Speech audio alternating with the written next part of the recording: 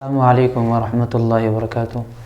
ان الحمد للہ والصلاة والسلام علی رسول اللہ، اشہد ان لا الہ الا اللہ وحدہ لا شریک لہ واشہد ان محمدا عبدہ ورسولہ، اما بعد۔ آج کے اس ویڈیو کے ذریعے سے میں آپ حضرات کے سامنے جنازے کے اندر کتنے شرائط ہیں وہ رکھوں گا۔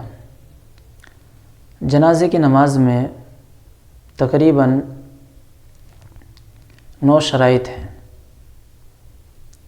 نمبر 1، نیت کرنا، جیسے عام نمازوں میں نیت کرتے ہیں تو اسی طرح جنازے کی نماز کی نیت کرنا۔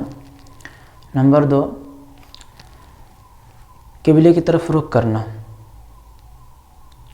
اسی طرح جو شخص نماز پڑھ رہا ہے جنازے کی، اس کا سطر کا چھپا ہوا ہونا، اس کا مسلمان ہونا، نماز پڑھنے والے کا۔ جس شخص کا جنازے کی نماز پڑھ رہا ہے یعنی میت کا بھی مسلمان ہونا۔ اسی طرح مکلف ہونا، یعنی جو شخص جنازے کی نماز پڑھ رہا ہے یہ مکلف ہو، ایسا نہ ہو کہ غیر مکلف۔ مکلف کا مطلب یہ ہے کہ وہ عاقل ہو، بالغ ہو، آزاد ہو، قید جیل میں نہ ہو، اس کا ہوش حواس برقرار ہو، مجنون یا دیوانہ نہ ہو، یہ تمام شروط۔ اس کے علاوہ اگر شہر میں یا گاؤں میں میت موجود ہے تو جنازے کی نماز پڑھنے کے لیے حاضر ہونا میت کے پاس، یہ شرط ہے۔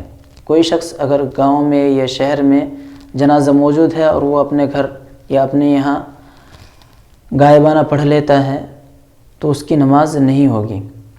غائبانہ اس صورت میں پڑھی جاتی ہے جب میت کے پاس پہنچنا ممکن نہ ہو اور محال ہو، دوسرے ممالک میں ہو یا بہت دور کام کرنے گیا ہو یا وہاں رہتا ہو تو وہاں سے آنا ناممکن ہو، جنازے کی نماز جماعت کے ساتھ اس کو چھوٹنے یا نہ ملنے کا خطرہ ہے۔ اگر جنازے کی نماز نہیں ملتا ہے تو اب اس صورت میں اس شخص کے لیے رخصت ہے کہ وہ اگر پڑھنا چاہے تو غائبانہ پڑھ سکتا ہے، حدیث اس پر شاہد ہے۔ تو آج کی ویڈیو میں اتنا ہی بتلانا تھا۔ اللہ تعالیٰ سے دعا ہے کہ اللہ تعالیٰ ہمیں قرآن اور حدیث کے مطابق عمل کرنے کی توفیق عطا فرمائے۔ وآخر دعوانا الحمد للہ رب العالمین، والسلام علیکم ورحمۃ اللہ۔